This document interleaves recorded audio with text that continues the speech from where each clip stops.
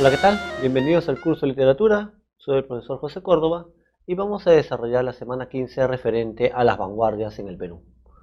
En cuanto al vanguardismo en el Perú, se va a desarrollar en el contexto de la década de 1920. En esos años entonces llega la influencia vanguardista al Perú. Tenemos como marco, digamos, político o histórico el gobierno de Leguía, ¿no? El famoso oncenio, una época de luchas estudiantiles.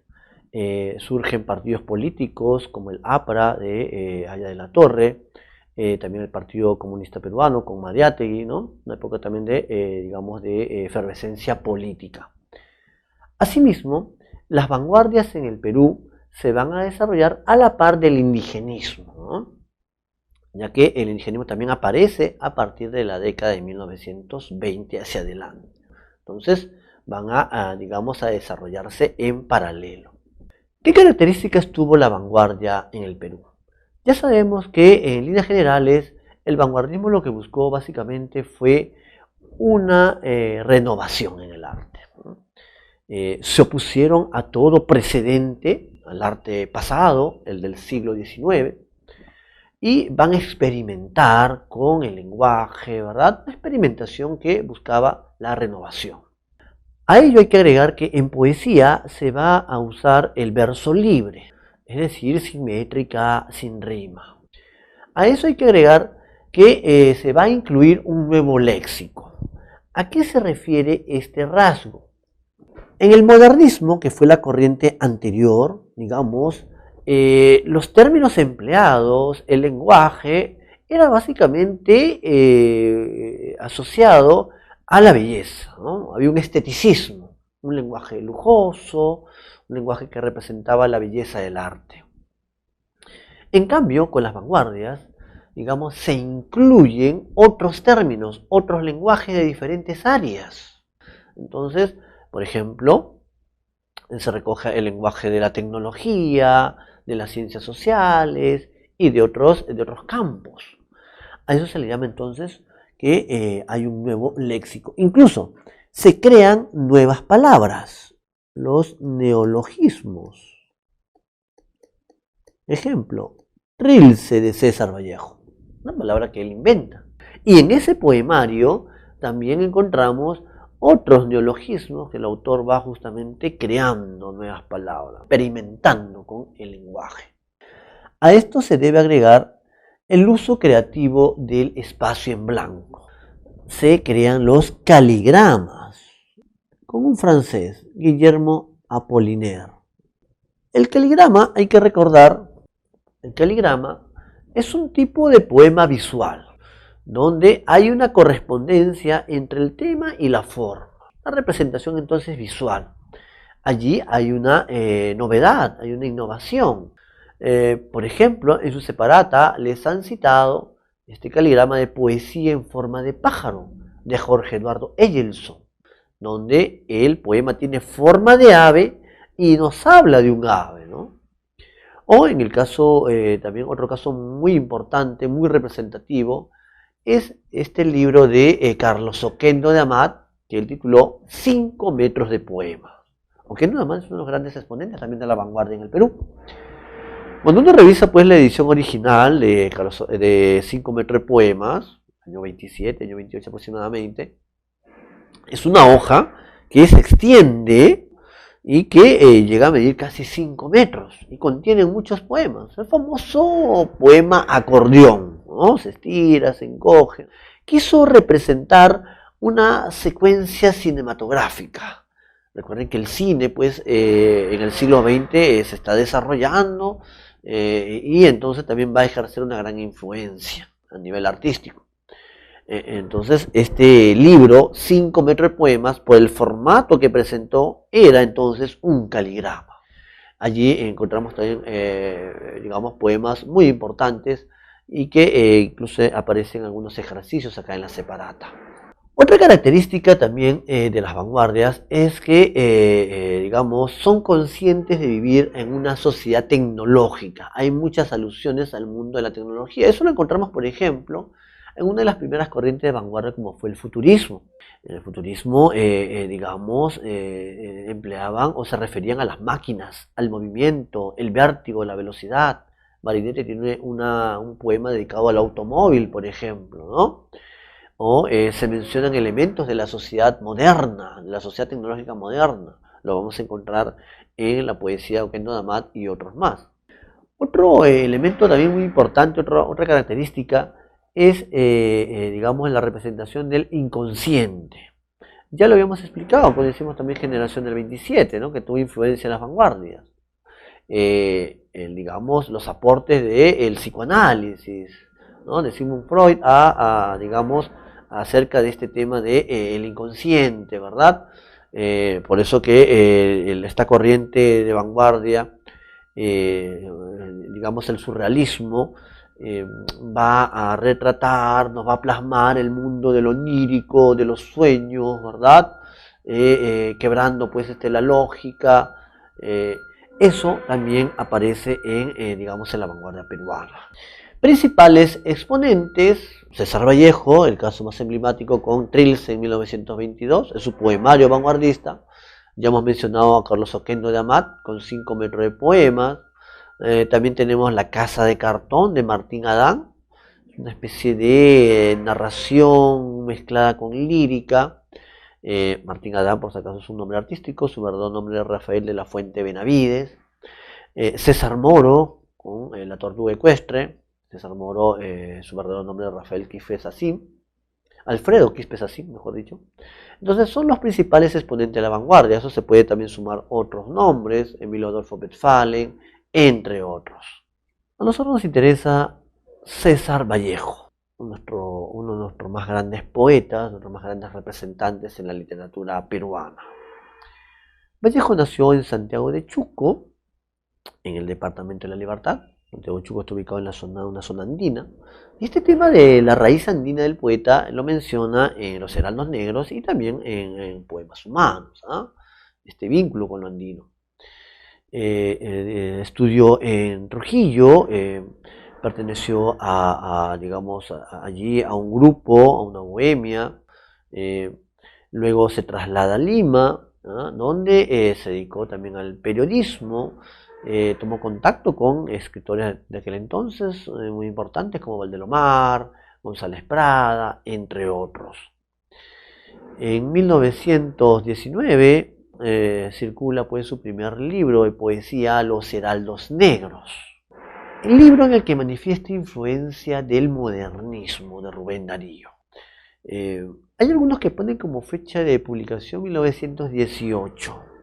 Esto se da a raíz de que el año 18 ya no tenía concluido Vallejo, sino que estaba esperando el prólogo que le había prometido Valdelomar.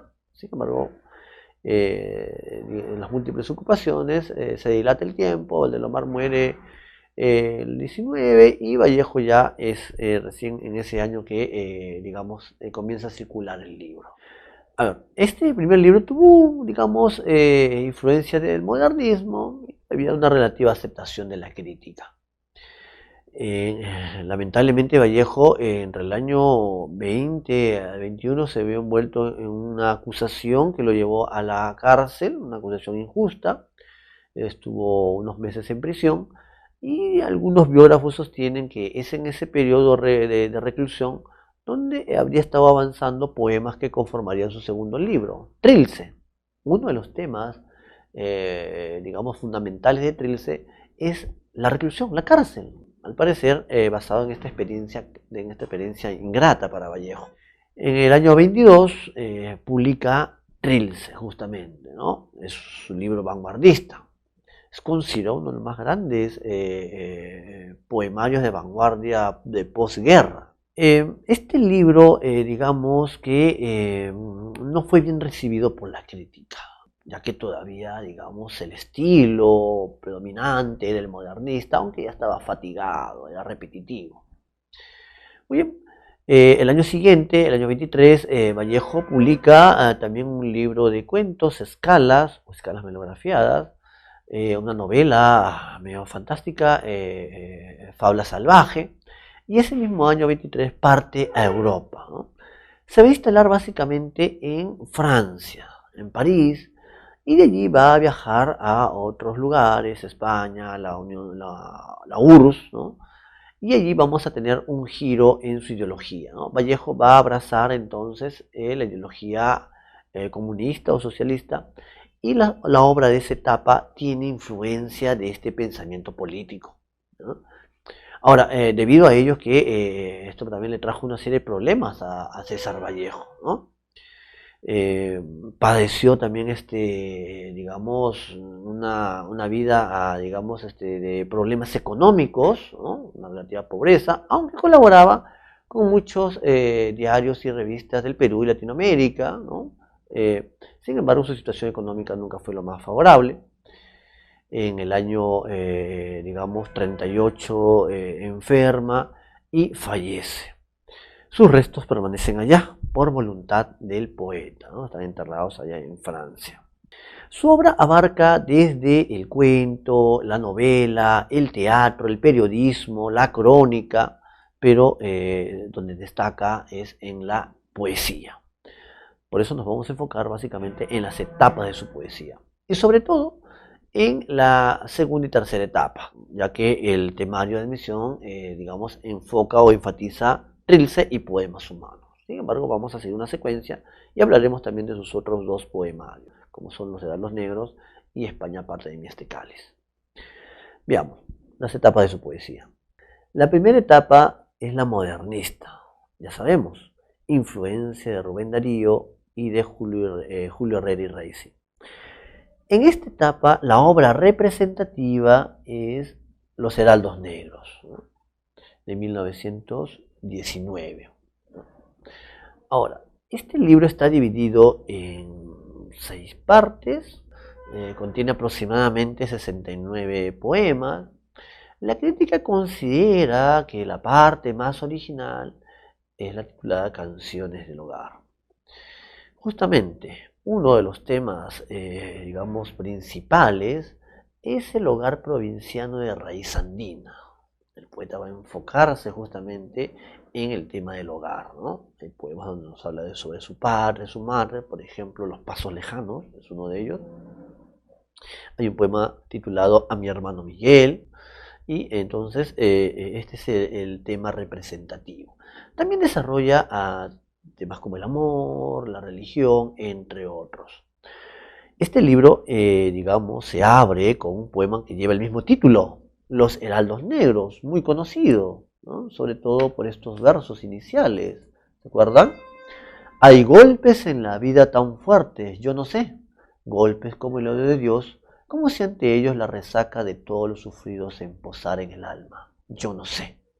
Ahí Vallejo nos habla acerca de el dolor, que no es solamente un sufrimiento físico, va más allá, un dolor también existencial. También tenemos un poema que él dedica a González Prada, Los Dados Eternos, donde Vallejo hace como si conversara con Dios, ¿no? Y le reclama, porque hay tanto sufrimiento en el mundo. Bien, este es entonces su primer libro de poesía y que pertenece a la etapa modernista. Pasemos a la segunda etapa, la de vanguardia. En esta etapa vanguardista, la obra emblemática, la obra representativa es Trilce, de 1922. Y ya habíamos explicado, es un neologismo, una palabra que inventa Vallejo. Ahora, hay muchas hipótesis acerca del origen de esta palabra. Unos sostienen que el título original iba a ser Cráneos de Bronce, le sugieren cambiarlo y que Vallejo a partir del número 3 derivó y creó este término. Otros sostienen que es tomando parte de la sílaba de triste y dulce, se formó entonces Trilce. Hay varias hipótesis, el poeta no dejó bien claro cuál era el significado. En cuanto a los temas desarrollados, destaca el tema del hogar provinciano, que también desarrolló en su primera etapa. Digamos que es una constante entre la primera y segunda etapa. Y en este tema del hogar, Vallejo va a enfatizar a la madre ausente, que había fallecido justamente, ¿no? El tema de la ausencia materna. Hay muchos poemas de Trilce donde Vallejo desarrolla esta temática. Otro tema que aparece es la cárcel. La cárcel asociado tal vez a esta experiencia ingrata que sufrió, ¿no? La reclusión. Y esto ligado también a lo que es la soledad, el sufrimiento, el abandono. Trilce incorpora una ortografía caprichosa, ¿no? Vallejo escribe como quiere. También quiebra la sintaxis.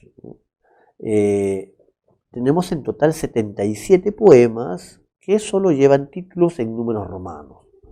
También tenemos un hermetismo, palabras, o mejor dicho, poemas digamos, una oscuridad semántica.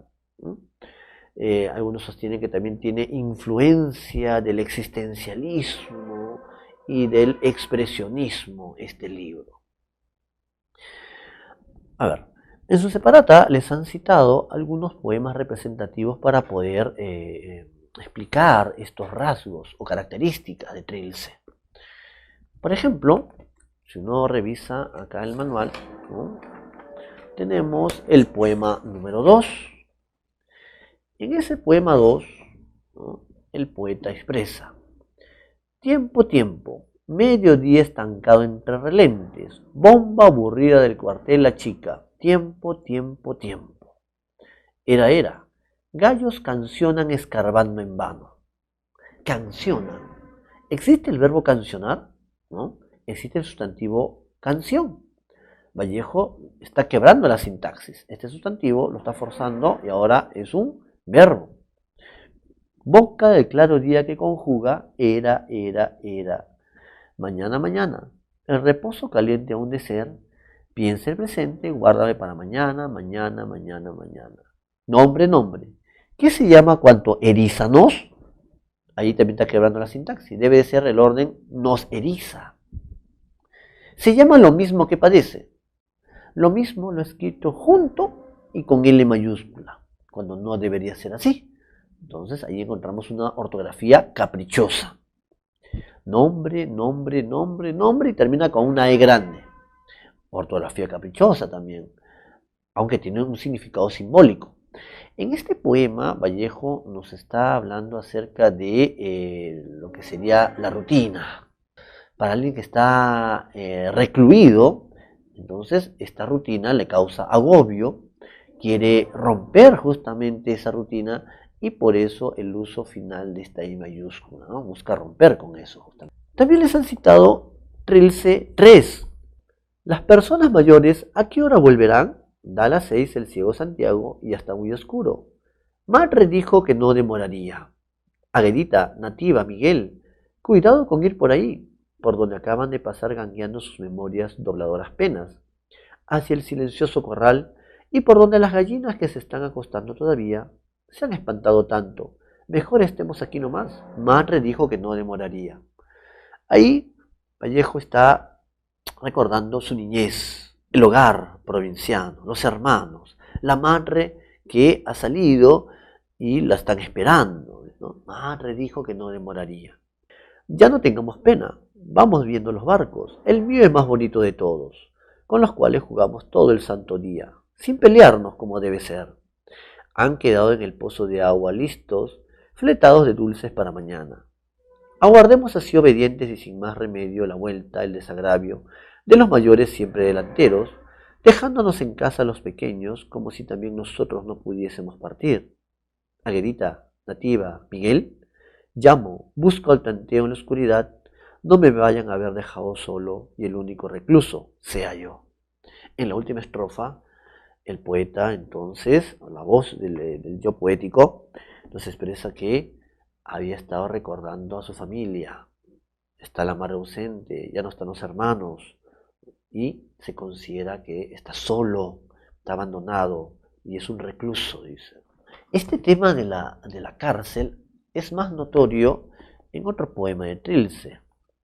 Si uno revisa, por ejemplo, Trilce 18, ¿qué expresa Vallejo en este poema?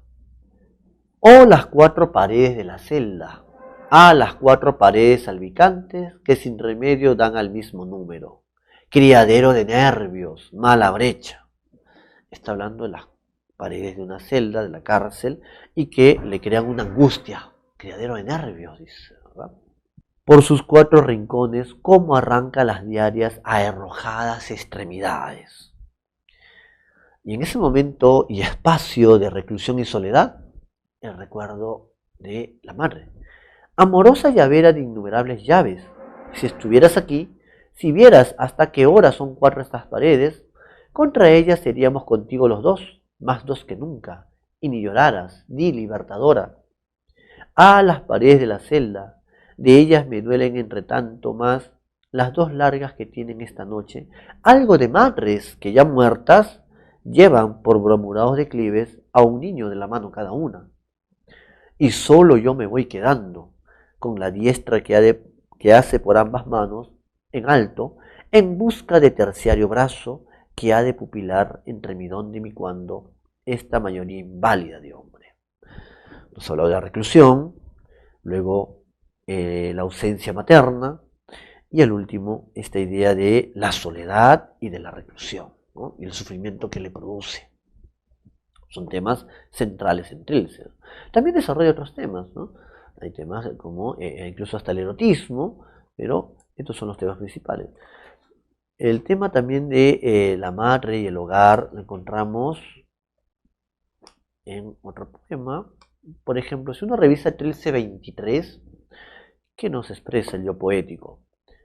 Taona estuosa de aquellos mis bizcochos, pura yema infantil, innumerable madre. Taona es un horno allá en el norte, ¿no? Está recordando entonces cuando la madre les preparaba en el horno los panes. Oh, tus cuatro gorgas, garganta, ¿no?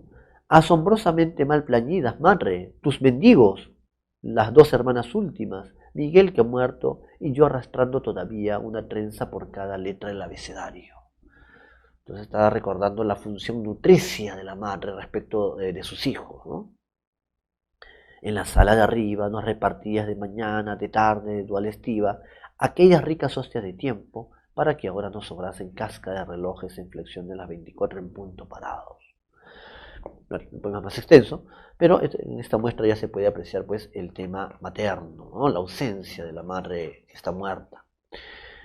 Hay más ejemplos también de, por ejemplo, les puedo citar acá, de neologismos, ¿no? Vallejo utiliza trasmañanar y falto con H, rumbé, arzonamos, ¿no? Incluso más ejemplos también de ortografía caprichosa. Si uno revisa Trilce 9, por ejemplo, escribe busco con V, volver con 3 V juntas, había sin H y con V, babeo ambas con V. Ese es un ejemplo de ortografía caprichosa y lo vamos a encontrar en muchos de sus poemas. Veamos ahora su tercera etapa. La tercera etapa es denominada de compromiso político-social. Corresponde a su estancia en Europa. Dijimos, Vallejo va a abrazar pues esta ideología política del comunismo, del socialismo. Y su obra, digamos, ahí escrita en Europa como cuentos, teatro, novelas y poesía, tiene esa influencia. Esta tercera etapa incluye dos poemarios póstumos, España parte de mi este cáliz y Poemas humanos. Es decir, se publican después que el autor ha fallecido, ¿no? Aparecen en 1939. Sobre España parte de mi este cáliz, una información breve ya que no forma parte del temario. El tema, básicamente los poemas desarrollan todo lo relacionado a la guerra civil española. El Vallejo nos habla acerca del miliciano, ¿no? de la República Española. Uno de los poemas más conocidos de este libro se titula Masa. Recordarán, pues, seguramente que en algún momento tal vez les han hecho recitarlo. Al fin de la batalla y muerto el combatiente, Vino hacia él un hombre y le dijo: no mueras, te amo tanto. Pero el cadáver, ay, siguió muriendo. Luego se le van a acercar más personas y todos con el mismo ruego.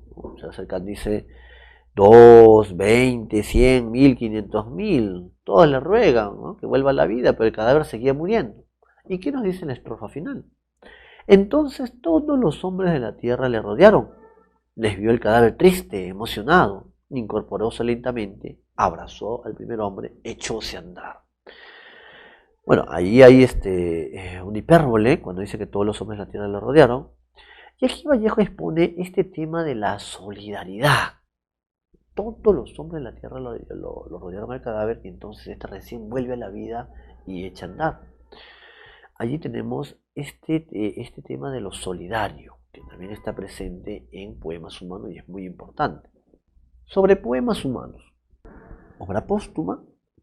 En cuanto a su estilo, Vallejo suele emplear muchas oposiciones. Otro elemento también muy destacado de la parte formal, ¿no?, el estilo, es que Vallejo utiliza el lenguaje de la conversación cotidiana, nos interpela. Vamos a encontrar también abundantes exclamaciones. ¿Por qué? El autor busca dramatizar su poesía. Uno de los temas, más importantes de este libro es la pobreza, ¿no? Básicamente Vallejo se concentra en el pobre, que padece hambre, dolor, sufrimiento, miseria. Y va a enfatizar muchas imágenes corporales, porque para Vallejo, en su óptica, el cuerpo es el espacio del dolor.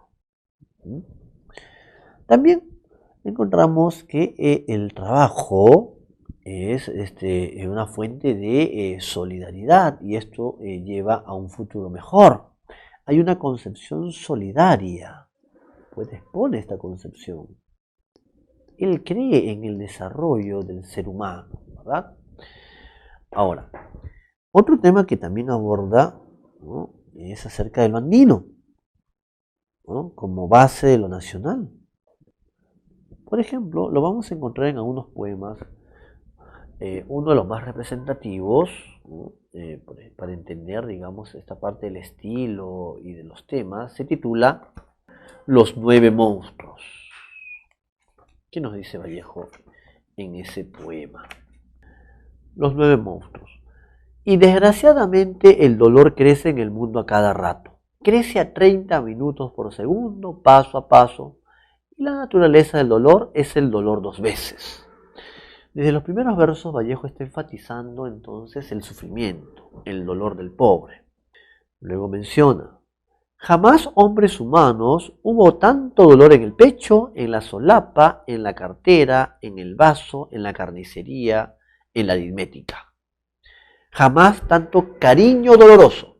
Cariño doloroso. ¿Eso qué es? Una oposición, es un oxímoron. Jamás tan cerca arremetió lo lejos. Otra oposición. En este caso es una antítesis. Jamás el fuego nunca jugó mejor su rol de frío muerto. El fuego jugando rol de frío. Otra vez, el uso constante de oposiciones.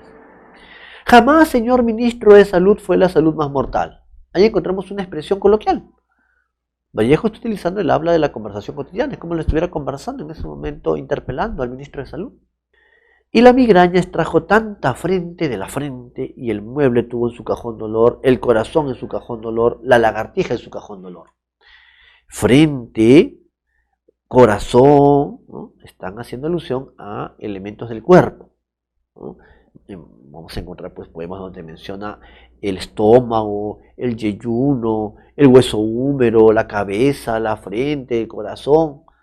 Hay muchas imágenes corporales y el cuerpo es el espacio del dolor, a través del cual el pobre siente pues la miseria, el hambre, entre otros aspectos. Este poema es extenso y en otra parte dice: y también de resultas del sufrimiento estoy triste hasta la cabeza y más triste hasta el tobillo. Más imágenes corporales asociadas al dolor. De ver al pan crucificado, al nabo ensangrentado, llorando a la cebolla, al cereal en general harina, a la sal hecha polvo, al agua huyendo.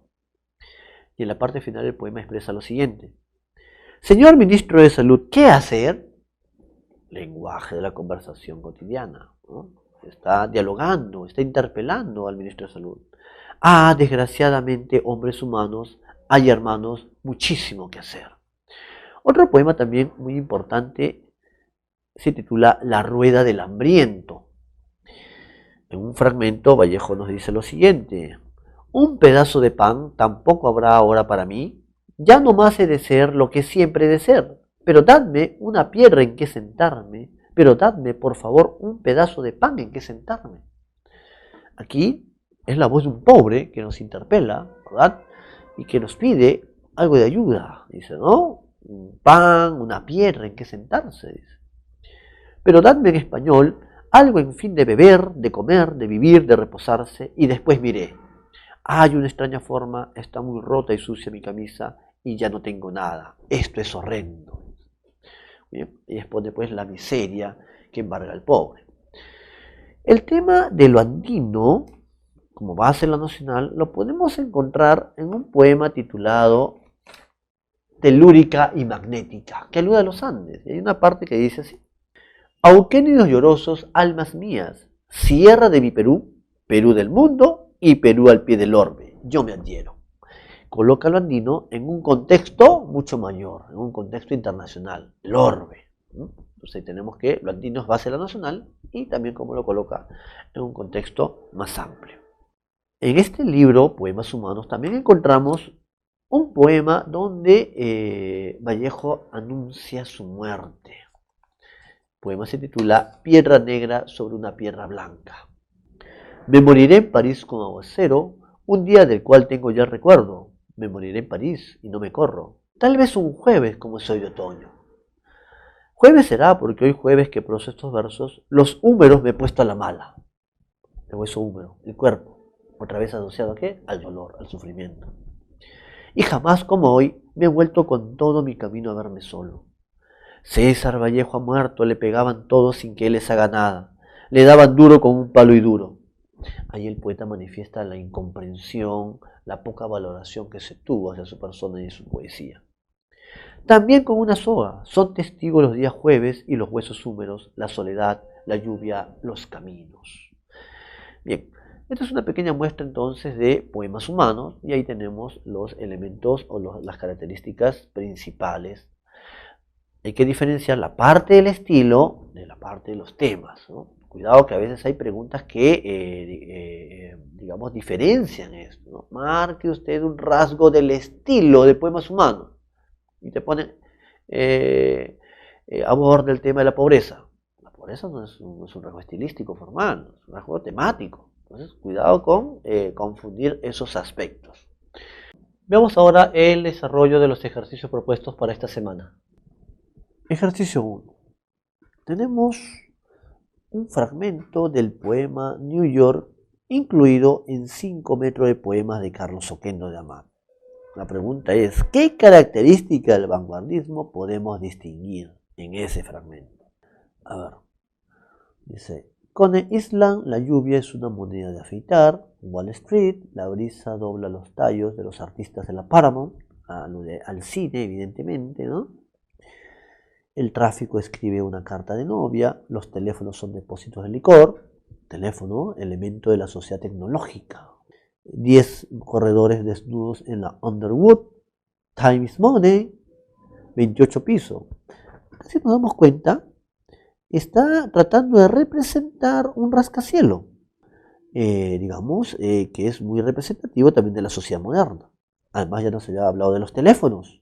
Entonces podemos ver cómo está representando ciertos elementos de la sociedad moderna, de la sociedad tecnológica. Por eso la clave entonces de la 1 sería la E. A ver, ¿por qué no podría ser la A? Dice, la renovación del lenguaje mediante arcaísmo. No hay arcaísmo, ¿no? Arcaísmo es una palabra en desuso, ¿no? La actitud de rechazo y crítica al arte decimonónico. Bueno, los vanguardistas, evidentemente, la vanguardia surgió como una oposición a ese arte pasado, pero el fragmento citado no desarrolla ese aspecto. se concentra en describir un paisaje urbano moderno. Ha querido representar visualmente un rascacielos. El empleo de la versificación y rima tradicionales, al contrario, aquí se emplea el verso libre. Aquí no hay rima, ¿no? Y no hay medida de verso. El respeto de los modelos postmodernistas previos. La vanguardia, ¿no? Es otra estética, ¿no? Que viene desde Europa y buscaba una renovación en el arte. No hay una continuación o respeto por, digamos, el modelo del posmodernismo. En el caso peruano tuvo como exponentes a Eguren y a Valdelomar. La clave entonces es la E. Ejercicio 2. La experimentación constituye la base de la estética vanguardista. En ese sentido, una característica resaltante que podemos apreciar en el fragmento citado en la pregunta anterior, o sea, en la pregunta 1, es que en cuanto a su forma se resalta la. Muy bien, la pregunta 2 está enfatizando que en cuanto a la forma, ¿qué aspecto se está resaltando? Habíamos dicho que una característica importante con las vanguardias es el uso creativo del nivel espacial del poema. Si ha querido hablarnos de una sociedad tecnológica moderna, lo está haciendo con una disposición, ha querido representarnos un rascacielos. Por lo tanto, aquí hay un caligrama. Entonces, hay un uso creativo del nivel espacial. Ese rasgo, entonces, aparece en este poema New York de Carlos Oquendo de Amat. La clave, entonces, sería la C. Resalta esta dimensión espacial. No hay un léxico castizo, sobre el cultivo, al contrario, serían elementos más bien de la vida tecnológica moderna. Teléfonos, artistas de la Paramount, ¿verdad? Entre otros. No hay una descripción objetiva del mundo, más bien en las vanguardias se busca, digamos, criticar esa racionalidad, ¿no? Y se reivindica el inconsciente, el mundo de lo onírico. La referencia al mundo de los sueños no aparece, digamos, como un aspecto resaltante en cuanto a la forma. Ojo que la pregunta está enfatizando la forma, la parte, digamos, del estilo o la parte formal. El tema del mundo de los sueños, ¿no? O este enunciado del mundo de los sueños es un rasgo temático, por eso que no puede ser respuesta. Utilización de una métrica regular. La métrica es un rasgo formal, pero los vanguardistas más bien hicieron, ¿no? Dejaron de lado la métrica. Verso libre. Ejercicio 3. La poesía de César Vallejo suele ser descrita en 3 etapas. La primera está representada por Los Enanos Negros, un poemario influenciado por el modernismo. Sin embargo, en la segunda etapa, el poeta muestra una actitud radicalmente, debido al lenguaje. A ver, esta segunda etapa, su actitud es radicalmente, si uno dice vanguardista, debido al lenguaje político que plasma, en Trilce no hay un lenguaje político, por eso descartado. Cumplía esta primera parte, pero esto de aquí lo descarta. Una actitud radicalmente distinta, a ver, sí, ya que, digamos, es Trilce, la segunda etapa es de vanguardia. Y esto se debe al lenguaje experimental que desarrolla. Recuerden, pues la ortografía caprichosa, cómo quiebra la sintaxis. Entonces vamos a tener que la B es la respuesta. 3B. A ver, la C dice innovadora. Ya la segunda etapa puede haber una innovación, pero a nivel del lenguaje no desarrolla el tema de la solidaridad y el dolor humano. Eso lo vamos a encontrar, básicamente este lenguaje solidario lo vamos a encontrar en poemas humanos, no en Trilce. Una actitud radicalmente esteticista. El esteticismo es un rasgo de lo que es el modernismo. La segunda etapa de Vallejo es de vanguardia. Incluso dice, ¿no? Como si esta segunda etapa fuera exotista. Eso habrá sido en la primera, que tiene influencia de Rubén Darío. Una actitud radicalmente política. La etapa política es la tercera, no la segunda. Un poemario, como hemos mencionado, poemas humanos, y España aparte de Miestecales. Entonces la clave es la B. Ejercicio 4. Grupo dicotiledón. Oberturan desde el Pétreles, propensiones de Trinidad, finales que comienzan, o de ayes, creyérase avaloreados de heterogeneidad. Con respecto a los versos citados del poema 5 de Trilce, se puede afirmar que debido a su carácter lúdico e innovador, César Vallejo emplea como por ejemplo. A ver, en ese fragmento podemos encontrar un neologismo, obertura, ¿no? Allí hay un lenguaje innovador, pues, ¿no? Está creando una nueva palabra. Por lo tanto, lo que vamos a encontrar aquí sería un neologismo con ese término. Creyérase no es un arcaísmo, prételes no es un coloquialismo, preteles, no se refiere acá a una interjección, la voz de ayer, y la heterogeneidad no es un modismo. Entonces aquí el rasgo que destaca es esta palabra que está inventando, que está creando Vallejo. Ejercicio 5.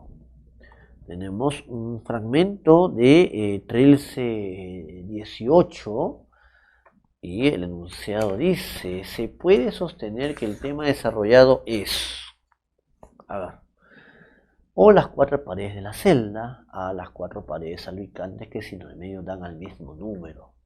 Allí nos habla entonces de la prisión. Vallejo está desarrollando este tema de la reclusión que le causa pues dolor, sufrimiento, dice criadero de nervios, dice, ¿no? Las extremidades están arrojadas, dice, ¿no?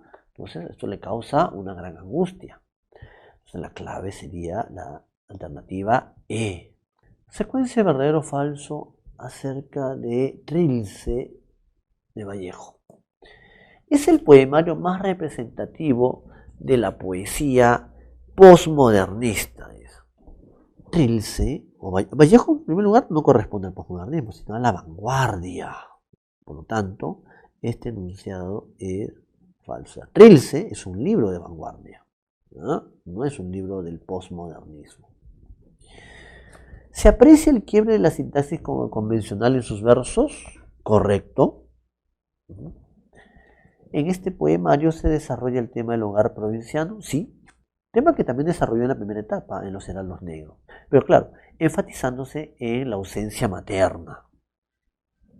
Es notorio el empleo de un lenguaje de estilo rubendariano falso. El estilo de Rubén Darío es el modernismo, esa es la primera etapa, Trilce ya es su segunda etapa. Entonces la clave para la pregunta 6 sería la A, ¿no? Falso, verdadero, verdadero, falso. Ejercicio 7. Tenemos otro fragmento donde se ha resaltado el primer verso.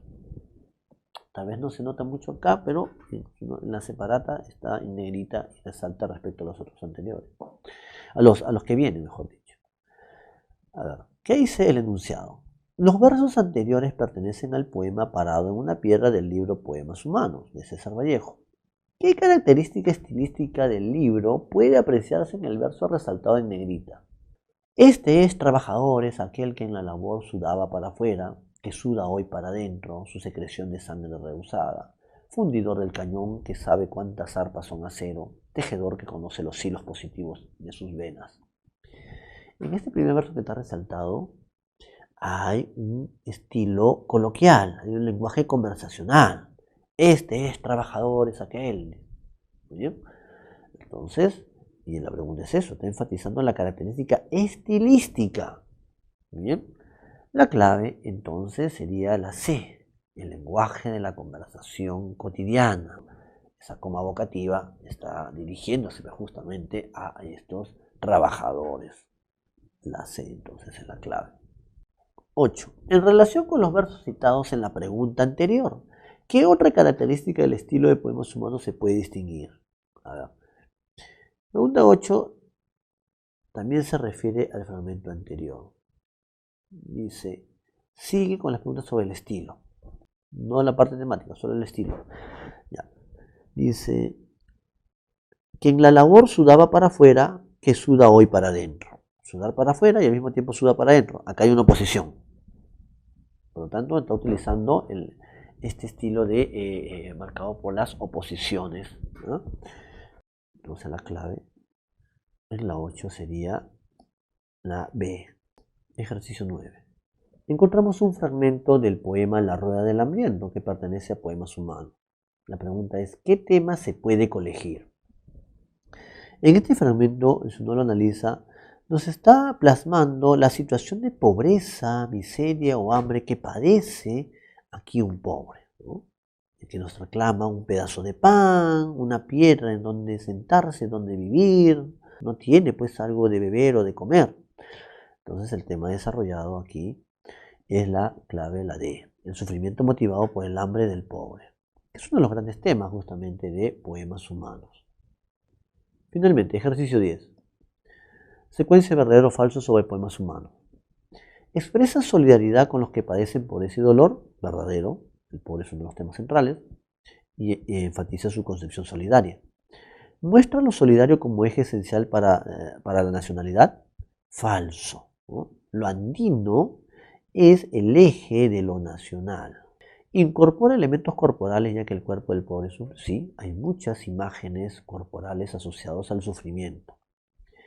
Manifiesta la posibilidad de desarrollo para el ser humano. Sí, Vallejo tiene la confianza de que el trabajo y la solidaridad llevarán al ser humano al desarrollo, ¿no? Hay, digamos, esa propuesta.